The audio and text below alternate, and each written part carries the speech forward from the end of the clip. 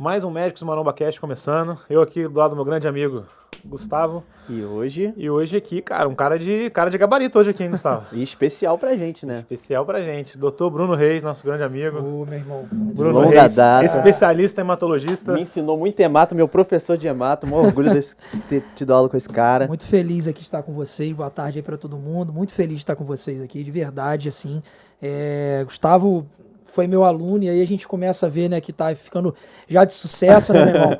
LG, a gente sempre falava aí nos plantões da vida que sobre podcast, sobre ele ir pra essa área. Que um dia a gente teria que estar junto, que a gente né? teria que estar junto, e hoje eu tô aqui muito feliz aqui de ter contribuído um pouquinho na vida do Gustavo e, consequentemente, também, né, a gente sempre foi parceiro de plantão também, contribuído junto aí para o nosso crescimento, né, irmão? Então hoje estamos aí para passar um pouquinho de conhecimento e discutir aí temas relacionados à hematologia. Satisfação Muito bom, imensa. satisfação imensa de receber aqui, tô muito feliz. Vamos começar falando de você, Bruno. Por que você escolheu a medicina aí? Fala um pouco, se apresenta um pouquinho aí. Cara, eu, na verdade, não tenho nenhum médico na minha família. Eu fui o primeiro médico dentro da minha família, então não tive nenhuma inspiração. Mas eu acho que meu pai sempre enraizou isso em mim desde pequeno, sobre ser médico, cuidar, enfim. E, para ser sincero, eu nunca me vi fazendo nada diferente que não medicina. Foi sempre um sonho e a gente vai buscando, né? Eu acho que o mais difícil foi escolher a especialidade. Aí realmente eu tive um pouquinho mais de dificuldade, a decisão foi mais aos 45 do segundo, né? Tinha mais Dentro disso você pode falar da formação acadêmica, quando você formou? Eu formei na Unifor, em Volta Redonda, né? Eu fiz minha graduação lá. Depois eu fui fazer clínica médica na Unirio, que eu também fiz meu mestrado lá. E depois eu fui na Rede D'Or para fazer a hematologia, né? Eu, na verdade, quis a faculdade inteira cardiologia, mas depois acabei mudando, acabei me apaixonando um pouquinho. Depois, quando eu entrei na clínica médica e vi o que era hematologia, acabei conhecendo, acabei me apaixonando um pouquinho. E aí tô bem feliz. Então aí foi dentro da clínica médica? Dentro da clínica médica, porque na verdade a gente faz, dentro dos 2 anos, a gente pode fazer um optativo, né? Uhum. E aí eu sempre achei a hematologia a área mais clínica dentro da medicina. Eu não vejo uma área que você tem tantas alterações. Por exemplo, claro, a nossa base é o hemograma, né? Então, assim, vocês podem falar, vocês pedem algum exame sem hemograma? Dificilmente vocês pedem algum exame sem hemograma. Então, tudo mostra uma alteração, desde, obviamente, o que a gente vai falar aqui, o uso de alguns medicamentos, até, obviamente, uma leucemia. Então, a gente tem aí uma vasta lista de problemas que vão dar alteração. Então, é uma dificuldade das pessoas entenderem hematologia, obviamente não é muito fácil, né? E nem todo mundo faz. Então, eu acho que isso me chamou um pouco a atenção de buscar e acabei gostando. E aí, tô aí até hoje nessa empreitada. E quando que virou professor? Como é que foi que surgiu isso na sua vida? Cara, na verdade, quando eu tava no... Pra quem não sabe, o Bruno hoje é professor universitário na faculdade de Vassouras, né? Deu aula pro Gustavo lá na formação dele. E um excelente professor, todo mundo elogia. Mas não sou tão velho assim, né, Gustavão? Não vão. Mas, cara, o que acontece? Eu, na verdade, quando eu cheguei no 4º, 5º período, né, da faculdade, eu gostava muito de apresentar trabalho. Comecei a ter assim, eu sempre tive momentos na minha vida de me focar num certo tipo de atividade. E aí, quando chegou lá pro 4º, pro 5º período, eu quis montar o meu currículo. Eu sempre achei o seguinte, cara, quando você vai fazer uma prova, se você não tiver num dia muito bom e formal, cara, se tiver uma avaliação curricular, aquilo não vai mudar. Aquilo vai falar da tua vida, o que você construiu desde lá de trás até hoje. Então, eu sempre dediquei muito tempo ao meu currículo. E tinha essa ideia, comecei a apresentar bastante trabalho, comecei a ter oportunidade de fazer estágio, cheguei a fazer estágio no Procardíaco, que era, obviamente, que eu queria fazer cardiologia, entrei em grupo de pesquisa, e aí comecei a gostar de ensinar, monitoria, etc. E aí, obviamente, fui ganhando esse carinho, né? E, consequentemente, fazer o mestrado depois, né? Que legal, cara. Sabe o que é engraçado? Eu lembro no final das suas aulas de hemato que você sempre dava um artigo novo, assim, e apresentava uma nova informação pra galera. Eu achava aquilo o máximo, Não te cara. falo mais, plantão que a gente deu muito plantão de domingo no mesmo lugar, a gente era colega de plantão. Quando tinha as horinhas de descanso ali, que ficava mais tranquilo, ele tava com o artigo impresso e lendo no meio do plantão. Então, Cara, o cara é diferente. É diferenciado, cara. Isso sempre foi uma inspiração também. Eu sempre achei muito maneiro o que você fazia no final das aulas. Na verdade, assim, na verdade, eu sempre tive a ideia que quando você... Cara, obviamente, igual o tema aqui, mais ou menos, do que vocês discutem no podcast, é igual musculação, cara. Vocês fazem isso o ano inteiro, um pouquinho a cada dia. Então, você tá fazendo 2 horinhas. O cara que vai chegar, por exemplo, nas férias, e ele vai tirar o verão para ele tentar malhar para ele chegar bem no carnaval, ele vai chegar no corpo de vocês? Não vai. Cara, é a mesma coisa com estudo, cara. Então, assim, não adianta. Se você fizer um pouquinho a cada dia, for estudando um pouquinho, for tirando um tempo necessário todo dia, entrar nisso hábito, cara, não adianta. Quando você tiver que prestar uma prova, quando você tiver que precisar daquele conhecimento, não adianta. O cara pode sentar ali 5 horas, um mês, que ele não vai chegar no seu grau de conhecimento. Primeiro que ele não vai absorver, tem um limite. É igual o corpo. Então, assim, eu sempre tive esse pensamento do pouquinho. Então, por isso que eu sempre tentei levar com uma constância na vida. Já né? que você entrou no tema do podcast, vamos startar. Você não veio aqui à toa, pô. Verdade. Quando que surgiu a musculação na tua vida, atividade física? Cara, a Você musculação... gosta de malhar pra caramba até hoje? Gosto, cara. Assim, a musculação, ela surgiu num período da minha vida, principalmente pré-vestibular, que gerava muita ansiedade. Então, assim, tinha aquela questão assim, o que poderia jogar essa energia pra fora? Cara, futebol a gente tem aquele medo de machucar, se lesionar. Aí você pensa, vou fazer um esporte de luta, até comecei a fazer, gosto, mas você fica com medo de repente de se machucar, de repente aquilo te impossibilitar de fazer as coisas. A musculação, eu acho que você fazendo de uma forma adequada já é uma coisa um pouco mais segura, né? Então ela era o local que eu me desestressava. Então eu basicamente passava umas 2, 3 horas ali na academia, porque era o momento que eu tinha para poder desestressar. E aquilo me ajudou bastante, assim, nessa época de vestibular, na época de estudo. E aí, como eu sei que essa terapia me ajudou muito, né? Não parei mais, né? Hoje, nunca parou. A gente reduz um pouco, né? Às vezes a carga horária não permite de trabalho, mas a gente sempre tenta arranjar um tempo, né? Não dá pra gente ficar arrumando as desculpas, né? Eu tô sabendo que você tá seguindo uma dieta agora. Não, agora eu tenho. Coisa rara, esse cara nunca fez dieta. Fazia plantão, eu lavava minha marmitinha bonitinha, ele pedia hambúrguer. Pedia japonês. Eu lembro dele pedindo japonês. Como é que você tá fazendo dieta agora? Cara, eu vou falar aí que eu te falo. A gente tava falando ali fora. O LG em específico, a gente teve essa convivência, né? Mais fora aí de ambiente, né? Cara, chegava no plantão assim, cara, era direto, assim, era dieta. Aí você pedia um hambúrguer, pedia uma pizza, o cara ia levar a ramita dele. Aí as pessoas às vezes chegam e falam assim, caramba, você viu ali no Instagram do LG como é que tá, como é que não tá? Eu falei, cara, mas olha só, isso aí dá um trabalho tremendo, cara. Não é um negócio de um dia pro outro. Não é uma parada que cai do céu. E assim, tem que bater palma, porque é uma dedicação.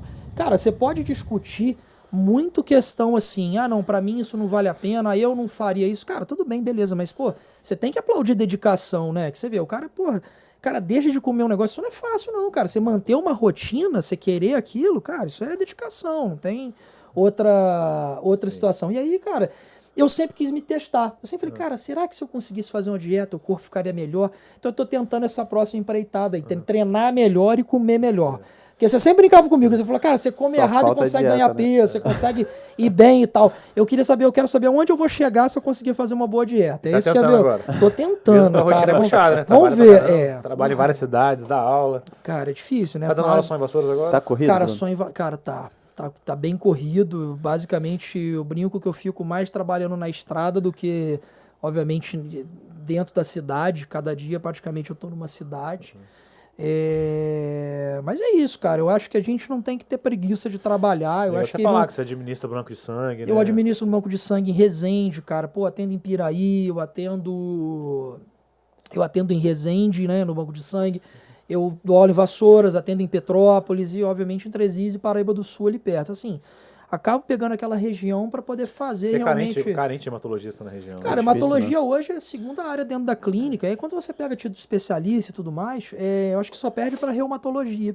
Apesar de, na minha cidade, terem 3, 4 reumatologistas. Então, assim, basicamente, a gente, a nível de Brasil, a gente só perde para reumatologia mesmo. Então existe uma carência grande de hematologistas. Existe uma carência grande ainda, de hematologista. Muitas vezes nem se preenche as vagas de residência médica, né? Não. A procura é um pouco até baixa. Não, mas é uma especialidade fantástica, como você mesmo falou. Tudo começa ali no hemograma, Exatamente. Cara, me enriqueceu muito com relação à clínica médica. Obviamente, não acredito num bom hematologista que ele não seja um bom clínico, tá? Até porque, assim, grande parte das coisas que eu acabo pegando no consultório são coisas que, basicamente, às vezes não são da minha especialidade. Às vezes são coisas de outras especialidades que eu acabo fazendo o diagnóstico daquilo, né? Certo. Beleza, cara. E assim, dentro do nosso tema aqui, né? Musculação, atividade física, fisiculturismo, Vamos puxar. Né? Você como hematologista, você é especialista, como é que você vê o uso indiscriminado de anabolizante hoje? Cara, eu acho que assim, primeiro tentar falar como médico de uma forma geral, né? A gente é treinado, né, desde cedo, desde lá do Porto, né, do nosso primeiro livro que a gente tem de contato, né, em a gente sempre ter aquela situação, sempre tem que ter muita evidência para a gente poder estar aplicando alguma coisa na nossa prática médica. Claro que assim, eu já ouvi de algumas coisas. Eu vi um staff meu que falava uma coisa muito interessante, que era a vivência cotidiana, aquela coisa assim, tá dizendo aquilo ali, tá dizendo no texto, todo artigo fala isso, mas na minha prática, no meu consultório, não é assim que funciona. Isso é vivência cotidiana, você está indo contra o que os trabalhos falam ali. E outra coisa é o que um outro professor meu falava, você também não precisa pedir para um pular de paraquedas e outro sem para falar que o paraquedas funciona, ele diminui morte em salto livre. Então, assim, mas no tema de anabolizante específico, eu acho que a gente ainda tem muita carência, né? E talvez seja uma das coisas que me desanimou, na verdade, a seguir um pouco essa área, né? Eu tenho um pouco de dificuldade de encontrar um pouquinho as coisas que eu não tenho trabalhos que vão me respaldar tanto. Eu também sou muito assim. Eu tenho muita dificuldade, cara. Então, assim, é uma área que uma hora sai uma coisa, outra hora sai uma outra coisa. Às vezes o número de pacientes do trabalho é muito curto e você não fica... Enfim, você não tem muita certeza dependendo. Então, eu acho assim, cara, um cara que tem hipogonadismo, um cara que tem sintomas, cara, esse eu sou a favor, porque eu acho que você melhora a qualidade de vida desse paciente. Agora, claro que a gente não vai apoiar o uso sem uma necessidade, apoiar e prescrever, eu acho que não. Acho que aí a gente não vai apoiar. Faz quem quer, eu acho que é uma escolha muito pessoal, não cabe a gente a julgar também. Mas eu acho que nesse tipo de paciente, eu acho que é importante a gente ter um olhar diferente do anabolizante, né? Aquele paciente que está letárgico, o cara não quer malhar. Meu pai é um paciente que eu faço uma reposição nele. Cara, faço. Tem uma história boa aqui. Meu pai eu faço. Posso contar? Pode contar. Não. O pai do Bruno falou que o pai foi infartou, né? Foi depois que ele infartou. Meu pai infartou, foi. Depois que o pai dele infartou, precisava mudar de estilo de vida, né? Melhorar a qualidade de vida dele, precisava fazer musculação. E seu pai estava desanimado, né? Não conseguia, não tinha ânimo. Fez o exame, juntamente com a clínica, tinha indicação de fazer reposição. Começou a fazer a reposição do seu pai. E ele evoluiu muito bem. Passou um mês, algum tempo assim, ele me mandou um vídeo do pai dele fazendo, sei lá, as 40 flexões, parecendo um menino. Novão. Cara, ele não fica sem, melhorou assim. Não é questão, cara, de ganhar braço, é isso que as pessoas não entendem, cara. Vai muito além disso. É qualidade de vida, né? Qualidade de vida, melhora o humor. Claro, a gente tá falando de você jogar dentro de uma normalidade. Ninguém tá falando aqui de suprafisiológico. Então, a gente jogar dentro de uma normalidade, você melhorar a qualidade de vida desse paciente, melhora a cognição. Meu pai hoje vai na academia todo dia, ele gosta, ele vê que ele tá tendo um ganho de massa muscular que ele nunca teve, que também vai acabar acontecendo. Então, assim, cara, mudou a vida dele completamente. Então, para esses pacientes específicos, eu acho importante a gente ter um olhar. Mas só para não parecer igual coach, né, cara, de ficar aqui falando um monte de frase, mas assim, tem uma que eu gosto muito, que tem medicamentos que dão anos para nossa vida. E tem medicamentos que dão vida para os anos. Eu acho que o hormônio, nesse ponto, ele deu vida ele deu vida pro meu pai. Porque meu pai hoje é uma outra pessoa quando ele utiliza. Então, assim... melhora realmente a qualidade de vida, né? Ótimo. E com a indicação correta, né? Exato. E um abraço pro teu pai, gosto dele. Quando mostrei seu vídeo lá mostrei o vídeo dele puxando 90 quilos. Mas pode isopor, né? Todo mundo sabe, né?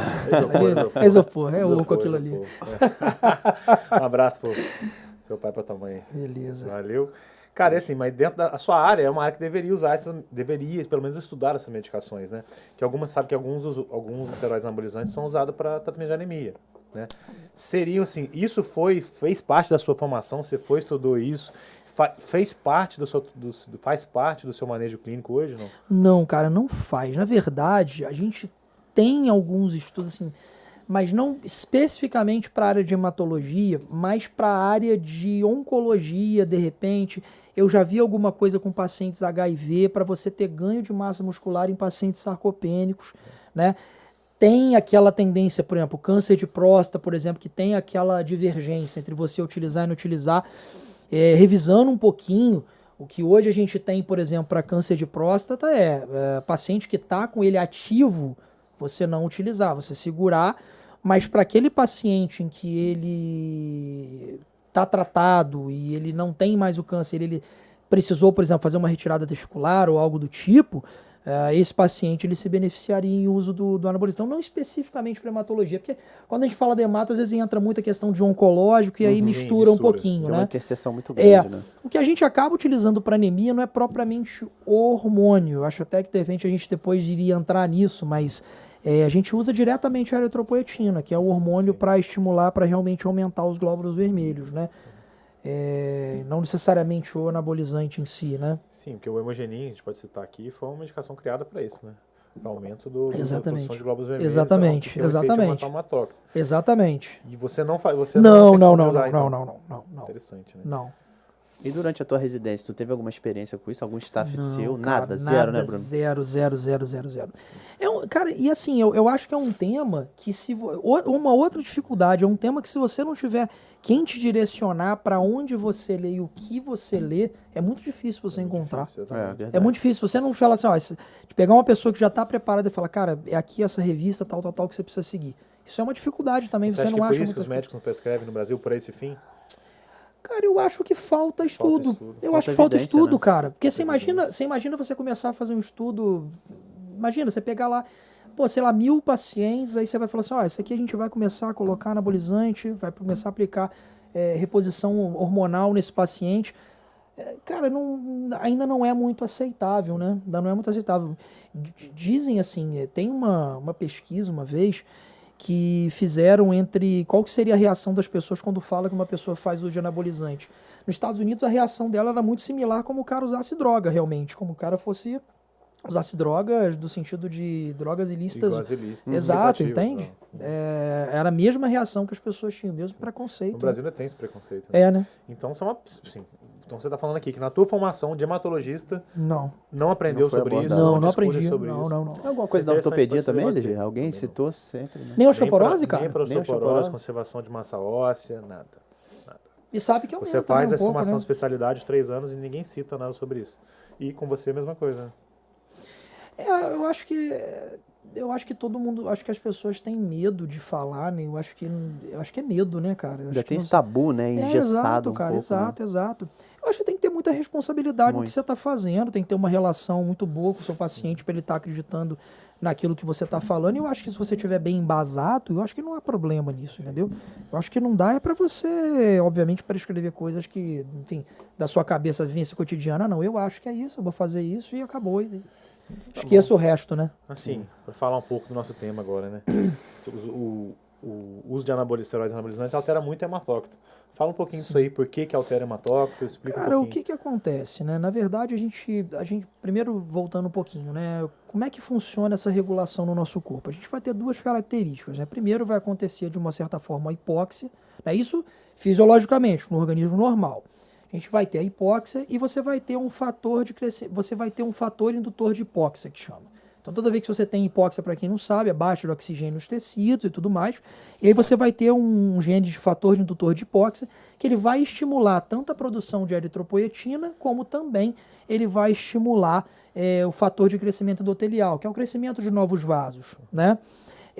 E o anabolizante, na verdade, ele acaba fazendo o aumento dessa eritropoetina. Então, essa eritropoetina, consequentemente, aumenta os glóbulos vermelhos. E é o que você viu, por exemplo, o Lance Armstrong, é o que ele fazia uso. Ele fazia uso diretamente de eritropoetina, aumentava a oxigenação dele e ele conseguia fazer as provas um pouco mais veloz que as outras pessoas. E assim, que é o que você vê, por exemplo, do cara que vai para altitude para depois descer. Isso. Ele treina na altitude, os atletas treinam na altitude. Ciclismo, Aumenta os Isso. glóbulos vermelhos, mais fluxo sanguíneo ali, mais oxigênio, vantagem comparativa na prova, né? O engraçado é que, especificamente do Lance Armstrong, né? Aí ele vai e chega 2 segundos na frente do cara. Ele tomou, o segundo não, né? Só ele. Isso, o a gente segundo não, o segundo não. Terceiro também Foi não, só né? 2 segundos, terceiro também não, só ele. Tá. E qual que seria, Bruno, no tratamento que o paciente faz uso de anabolizante, tá com aumento do hematócrito ali, 50, 52, mantendo aquilo, qual seria o tratamento ideal, o que é a sangria, qual é o momento certo e como fazer? Explica um pouquinho melhor. Na verdade, assim, a gente tem uma definição de policitemia, né? Policitemia, então, para definir o aumento desses glóbulos vermelhos. A gente tem definido aí no hematócrito acima de 48 nas mulheres ou 49 nos homens, ou 16,5 nos homens de hemoglobina, ou 16 nas mulheres. Isso a gente já considera uma policitemia, tá? Você vai ter duas formas de poder em relação ao uso do hormônio, né? Ou você reduz a dose desse hormônio, reduz, né? Você começa a reduzir essa dose, ou você faz o que a gente chama de sangria, que é a flebotomia, não é? Que é simplesmente pegar o sangue e jogar fora, tá? Não há uma forma, a gente vai tentar adaptar de paciente para paciente. Então, por exemplo, paciente mais idoso, cardiopata, a mulher, por conta da menstruação, a gente de repente retira um pouquinho menos, né, com uma frequência um pouco menor. Agora, para pacientes mais jovens, a gente pode fazer com uma frequência um pouco maior. Então, geralmente, a grosso modo, eu particularmente gosto de hidratar um pouco esse paciente, em torno de 250 ml, faço ali uma hidratação prévia, né? Depois eu tiro em torno aí de 400 ml para esse paciente, pelo menos aí de 15 em 15 dias. Claro, como eu falei, isso vai variar dependendo do perfil do paciente, mas em torno de 400 ml, até obviamente esse paciente tá reduzindo aquilo ali. Lembrar, por exemplo, só a título de cálculo aí, uma bolsa de um concentrado de hemácia, ele tem em torno de 400 ml, 300 e pouco. Então quer dizer, a gente ali, e cada concentrado a gente espera que aumente um ponto, né? a gente aumente um ponto, então teoricamente com a sangria, a gente espera que reduza um ponto a cada 300, 400 que a gente retirar. Né? Isso, um ponto de hemoglobina. O hematócrito vai depender. O hematócrito geralmente é né? 3 vezes o valor da hemoglobina. O cálculo mais ou menos é esse. Eu ia né? te perguntar justamente isso. Quanto que ia cair? Geralmente 3 vezes o valor. Eu basicamente perfeito. gosto de me basear mais pela hemoglobina, mas enfim, para mim entra melhor na minha cabeça, mas pode se basear pelo hematócrito, sem dúvida. E você já fez alguma flebotomia em paciente usuário de esteroide? Já, cara, já fiz flebotomia. É claro que assim, a gente aconselha, né? Porque você vê, geralmente o cara que nunca controlou, o cara tem uma surpresa e o cara chega, né? Vermelho, Vermelho, né? Perguntar, Aquele rubor vermelho, bizarro. o cara, vermelho. E aí sim, já fiz, né? Obviamente tem outras patologias, tabagismo e tudo mais, etc., que também causariam polistemia, mas já aconteceu. Não é muito, tá? Não é muito, mas acontece. Eu já cheguei a pegar paciente precisando fazer flebotomia. Acho que dentro desse colateral também a gente pode falar dos outros, né? Do dano vascular, que é a arteriosclerose, aumento da pressão arterial. O que você pode falar um pouquinho? Na verdade, isso assim... até te orientar os pacientes que usam Sim, de maneira na verdade discriminada. é aquilo, né? E aí, gente, tudo que a gente vai falar aqui, a gente vai citar alguns trabalhos que, como eu falei desde o início, não são trabalhos tão robustos, mas é o que a gente tem e a gente acaba citando aquilo ali, né? Então, o que você consegue buscar na literatura é que quando você pega aquele paciente com hipogonadismo, você melhora um pouco o nível de hormônio dele, é que você tem uma melhora daquele colesterol, daquele lipidograma. Mas se você jogar no suprafisiológico, aí você já tem um aumento, você já começa a ter uma maior alteração em placas de cálcio e de gordura na parede vascular. E aí sim, talvez você aumentaria, talvez não, né? Aí sim, com certeza, né? Você vai aumentar o risco cardiovascular desse paciente, né? Olha que interessante que o Bruno está falando. Então, a reposição hormonal de forma fisiológica ali, que vai manter a testosterona no nível fisiológico, ela faz bem para o perfil lipídico e previne dano cardiovascular. Agora, o contrário também é verdadeiro. Exato. A dose suprafisiológica vai agredir ali o vaso e vai aumentar o risco cardiovascular. E sempre lembrando também no paciente com hipogonadismo, tá? Então, assim, aquele paciente que precisa fazer o uso, que ele precisa, tá? Que ele tem essa indicação mais precisa disso aí, né? como hematologista, os pacientes procuram usuários de anabolizantes com colaterais, ou já atendeu na emergência, ambulatório, além desse que você falou que precisou de sangria? Cara, eu acho que só a sangria mesmo, assim, procurar mais pela sangria mesmo, eles ficam um pouco desesperados, né? Já te procura quando tá tudo fodido. Quando Cara, porque assim, eu sempre gosto de usar o exemplo de um copo de leite com Nescau, né? Não sei nem se seria um melhor exemplo, mas é a mesma coisa que você chegar, você tem essa caneca aqui com leite, você bota uma colher de Nescau, ele vai ficar numa certa consistência. Agora você imagina se você bota meia lata, é mais ou menos o que acontece, você tem uma quantidade de sangue no seu corpo que você começa a adicionar aí mais glóbulos vermelhos do que o normal, esse sangue ele vai ficar mais viscoso.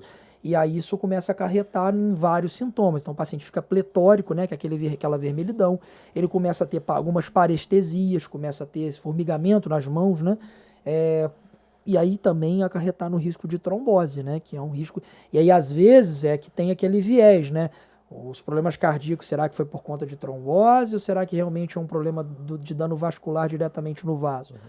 Também essa discussão, né? Isso fica em aberto, Isso né? fica em aberto, tem esse viés. Verdade, verdade. A gente acredita que se parar, pode voltar ao normal. Se parar, volta ao normal. Se continuar fazendo a besteira, tem que fazer a sangria. Tem que ir lá no doutor geralmente pra sangrar direito, né? Geralmente são aqueles hormônios de longa duração, né? Geralmente o cipionato e o enantato são os dois que geralmente os trabalhos mostram que tem uma maior... Talvez é porque são os mais acessíveis também, né? Talvez seja os mais isso. Estudados também. Os mais estudados também, né? Por ser mais usados mesmo. Né? Verdade. Cara, porque engraçado, porque no off-label aí o que a gente fala é tira 500 ml de sangue, bota 500 ml de soro. Só isso. Diferente do que você falou, que você pré-hidrata com 250. Eu gosto de pré-hidratar, até porque como o sangue é muito viscoso, quando o paciente quando eles vão tentar retirar aquilo ali, pode ter um pouco de dificuldade, pode ter um pouco de restrição, porque o sangue realmente fica bem viscoso, é difícil você puxar. Então, você hidratar, você dilui um pouquinho ali, facilita um pouquinho mais a retirada. 500 ml é muito cuidado, né, cara? Porque você pega um idoso, pega um cardiopata, 500 ml é muita coisa para ele. Aí é melhor você ir aos poucos, tirar 250, 300. Cara, e não hidratar é complicado, tem que hidratar, não tem jeito. Tem que hidratar menos um pouquinho, tá? Pelo menos um pouquinho. Sabe muito. Aprendi. Entendeu? Ele tá acostumado a tratar doença, né, cara? Ele tá acostumado a ver outra coisa. É um cara saudável de 120 quilos precisando sangrar, né? Já o Bruno não, vê uma idosinha que tem uma polissemia por alguma doença hematológica, então ele tem uma outra visão, uma outra abordagem. Né? Certo. Paciente usuário de esteroide, pode doar sangue ou não? Cara, eu ia te perguntar isso. Não, cara. Posso só botar mais um pouquinho de água aí? Vocês botam aqui pra mim? Realmente a boca fica seca, você falou, é verdade. Te avisei. É verdade. Cara, então, na verdade, assim, como é que funciona a questão de doação de sangue, tá? Isso aí, a gente tem uma portaria, que é a portaria da consolidação, se não me engano é de 2017, a última que saiu do Ministério da Saúde. Então, assim, como é que funciona? Isso pode variar de banco de sangue para banco de sangue. Eu gosto de falar isso sempre porque... doutor, mas você falou aquilo ali, mas naquele banco de sangue não aceitou. Veja bem. Você precisa seguir o mínimo. Se o banco de sangue quiser cobrar a mais, ele pode. Então, por exemplo, se eu salvo engano, tá? Usuário de hormônio, claro, com polissemia não vai doar nunca, tá? Mas em uso de hormônio, você tem que ficar 1 ano sem usar para poder doar. Então, assim, pode ser que tenha banco de sangue que fale, não aceito nunca porque você já usou. Ou não, você precisa ficar 2 anos. A mais você pode, você só não pode permitir que um cara doar com 1 mês. Entendeu? Menos que isso não pode, mas a mais pode. Então, eu acho que pelo menos 1 ano aí é necessário que você fique sem uso para você poder fazer a doação. Tá certo. Caraca, maneiro. A gente tinha falado da modalidade esportiva, né? A gente não falou direito. Do ciclista, que ele faz uso de algumas drogas, realmente para aumentar o hematócrito e ele melhorar a performance. Tem como a gente destrinchar isso aqui melhor? Sabe explicar isso? Na verdade... Como funciona, para o pessoal poder entender. A gente está falando para na verdade, pessoal... você tem esse hormônio, essa eritropoetina, né? Que é um hormônio produzido lá nos rins, que ele vai lá na medula óssea para poder estimular a produção de glóbulos vermelhos, tá? Então, basicamente, ele faz isso. Qual é a função do glóbulo vermelho? Como o glóbulo vermelho carrega oxigênio, obviamente você aumenta a oxigenação desse paciente, né? E esse paciente... Atleta, no caso, né? Então, obviamente, ele vai aguentar fazer aqueles exercícios, principalmente mais endurance, né? Aqueles exercícios de que vão depender um pouquinho mais aí de mais resistência, ele vai se sair provavelmente melhor, né? Que é o que a gente citou aqui do Lance Armstrong, né? Não, pode falar. Pode falar. E foi legal que ele falou que a gente até comentou em outro podcast, né? Até parece que foi só o Lance Armstrong que usou. Exatamente. Pô, outro cara com 2 segundos atrás ele não usou. O que eu acho importante a gente pontuar, né? Que é uma prática que a gente vê aí no dia a dia dos esportes, né? A própria fato muitos maratonistas treinarem altitude para depois realizarem a maratona é para isso também. Exatamente. É uma forma de aumentar o hematócrito. É uma forma de aumentar o hematócrito, exatamente. Porque aí você vê, e o contrário, você vê a diferença que é quando você pega um time de futebol que vai jogar na altitude lá, e você vê isso na Libertadores, o cara vai jogar em Quito. Muito comum, né? Só explicando pra galera, na altitude você tem menos concentração de oxigênio no ar. Exatamente, ou seja... Seu corpo produz mais glóbulos vermelhos. Exatamente, ou seja, você vai pegar uns caras que já estão acostumados com aquele baixo nível de oxigênio, e esses caras, eles vão, obviamente, você vai se cansar muito mais rápido do que essas pessoas, né? E aí fica realmente... É o doping. É o doping permitido, né? Fisiológico. Né? Esse pode. Esse tá permitido, né? É o doping da altitude. Cara, assim, se for então pra você, como hematologista, qual dica você vai deixar para um paciente que quer usar anabolizante? Igual você falou, sem preconceito. Ele decidiu usar, ele usa para os fins que ele quer. Qual dica você dá para esse paciente? O que ele deve cuidar mais, na tua opinião? Cara, na verdade, eu acho que é um cuidado multidisciplinar, né? Eu acho que dificilmente a gente falar que é um profissional só que vai cuidar disso, né?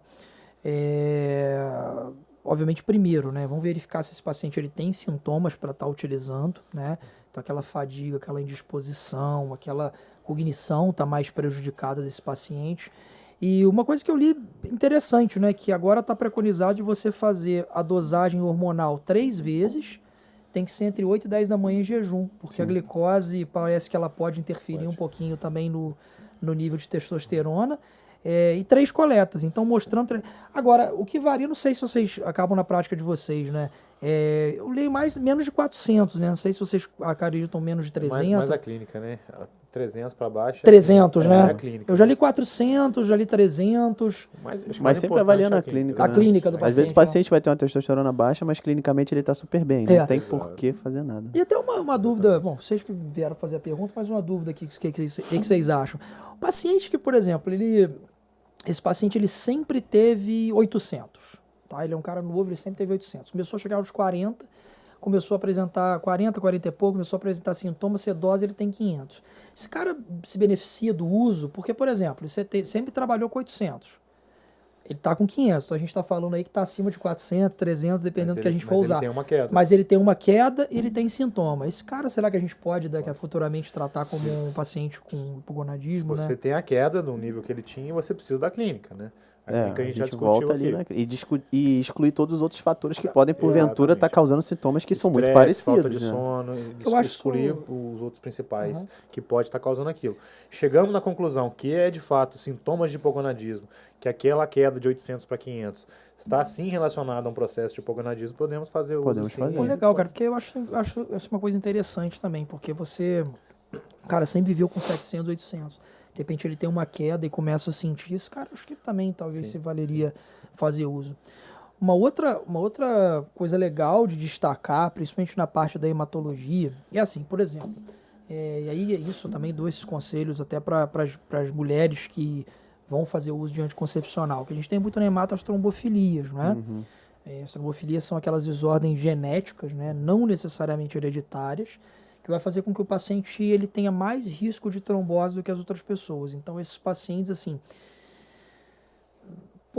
já que é para dar uma dica, já que o cara quer usar, eu acho que eu faria uma pesquisa de trombofilia também nesse paciente para poder avaliar. É que eu falo com as mulheres que vão usar anticoncepcional também à base de estrogênio, né? Interessante. Claro que assim, deixar claro que a gente não tem indicação precisa de ficar pesquisando trombofilia para se usar anticoncepcional. Isso não tem lugar nenhum escrito, não tem literatura.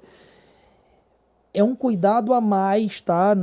Que você gosta de fazer. Que eu gosto de fazer. Porque, como é que você investiga? Quais são os marcadores aí? Então, a gente tem alguns... a gente avalia alguns anticoagulantes naturais, que são a proteína CS e a antitrombina 3. 2 mutações, que é o gene da protrombina e o fator 5 de Leiden. E a gente faz também a questão da SAF, né, que é a síndrome do anticorpo antifosfolipídio, que é anti-beta-2 e glicoproteína 1, anticoagulante lúpico e a anticardiolipina, né? Então esses 3, sendo que esses 3 últimos, a gente, se der positivo, a gente tem que repetir no intervalo de 12 semanas, né? Para poder estar avaliando se realmente é positivo ou não é. Mas vou ser sincero, é aquela coisa, eu sempre tenho que ter cuidado com o paciente, assim, tentando ver como eu orientaria dentro da minha casa. Então, assim, se você sabe que pode ter o risco, alguma coisa, se você quer, obviamente não tá no rol do DNS, nenhum plano vai autorizar, mas se você quer pagar e fazer, cara, sei lá, eu acho que isso aí, eu acho que esse cuidado a mais, eu acho que sempre vale a pena, né? Custa nada, mas né? pro uso do hormônio, eu acho que seria legal fazer essa... Hoje eu tenho essa ideia, eu acho que você vai vendo tantas pessoas fazerem episódios de trombose e depois disso, né, indo avaliar, que eu acho bem importante fazer. Interessante demais ele falar isso, né? E vamos falar do Dr. Bruno agora. É só o pai que faz a reposição ou o Dr. Bruno tá fazendo? A hora da verdade. Cara, na verdade, eu acho um caminho sem volta, né? Eu acho que é muito importante a gente deixar isso claro para as pessoas. Eu sempre acho que é um caminho sem volta. Eu acho que quando você começa a fazer uso, eu acho que dificilmente você consegue parar e manter o que você fazia. Eu acho que, enfim, acho que é difícil. Mas eu faço, tá? Faço uso. Para não parecer aquela historinha, né? Tipo, eu faço uso, mas o meu só reposição. Mas de fato eu faço só uma reposição acompanhando os níveis, né? Os níveis. Então eu elevo assim, pelo menos uma vez ao mês, eu acho que...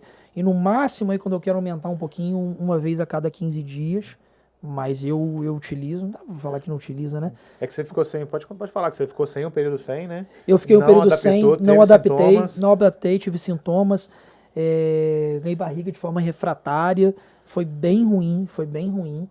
E aí hoje eu tento repor para deixar num nível um pouco mais fisiológico, né? Assim, pra tua saúde também, né? É verdade. Legal. Não prescrevo, mas faço isso, tá? Mas não prescrevo. Muito bom. Quer adicionar alguma coisa aí, Gustavo?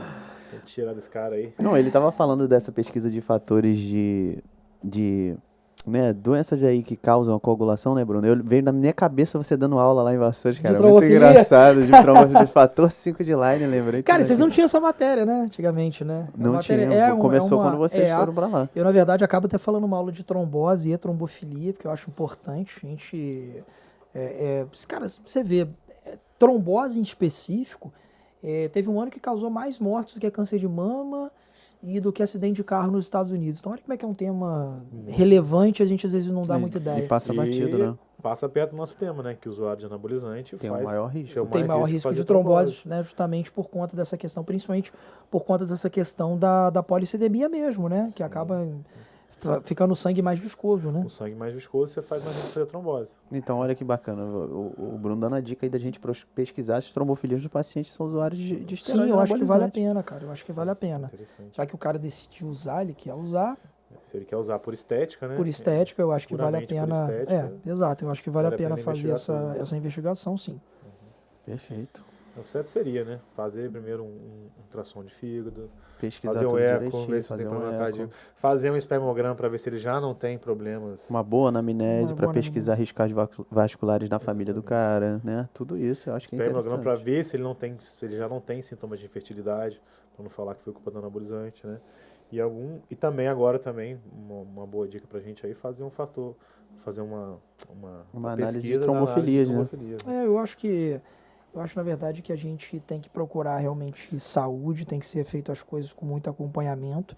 Não dá também para você seguir também aquelas pessoas com sobrepeso excessivo, tabagista, e o cara quer ficar do lado atrás de uma mesa falando sobre o uso indiscriminado de anabolizantes, sabe, cara? Então, assim... Então, eu acho que tem tanta coisa para a gente discutir de saúde pública que ficar também... E não deixando... talvez entrar um pouco melhor nas pesquisas com o uso de anabolizante, né? A gente precisa, né, cara? Eu digo assim, cara, para mostrar se tem benefício ou não, se não tem, não vai usar, cara, se tem, a gente usa. Falta aproveitar, exato, a gente usar. Você imagina uma densidade de evidência muito maior da que tem hoje, a gente podia falar com muita propriedade, cara, não é para usar e acabou. Exato.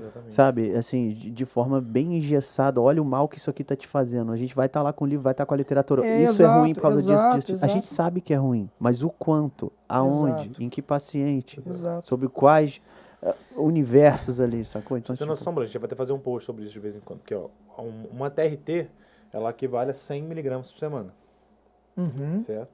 Um fisiculturista profissional, ele usa de 2.000 a 5.000 por semana. Ele usa de 20 vezes a 50 vezes a dose de uma TRT. Aí eu te pergunto, você que é um cara estudioso, que lê artigo durante o plantão, você já leu algum trabalho que ele avalia um N com pessoas que usam 20 vezes, 50 vezes o valor de uma TRT? Não, na verdade você tem... Engraçado que eu ia até falar isso com você. As pessoas têm que usar exemplo. Olha hoje o Arnold aí como é que tá, com problema cardíaco. Tá, gente, mas porra, aí a gente não tá falando de... A gente tá falando de mortais, não tá falando né, do Arnold Schwarzenegger, né? Obviamente... se você pegar esse cara que está utilizando realmente muita coisa... Falando do bodybuilder profissional, ele usa de 20 a 50 vezes uma dose de TRT.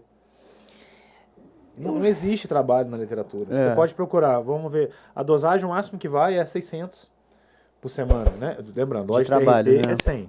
O máximo que a gente já viu em trabalho são doses avaliando o uso de 600 miligramas por semana.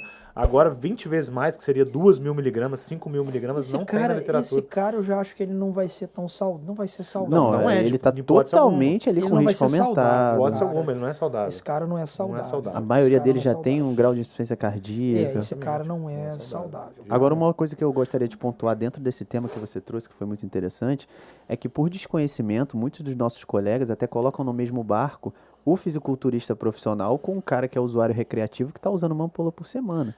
E a gente sabe que é totalmente diferente em termos de risco cardiovascular. A gente que tem essa experiência, o Bruno também pode comentar um pouco sobre isso.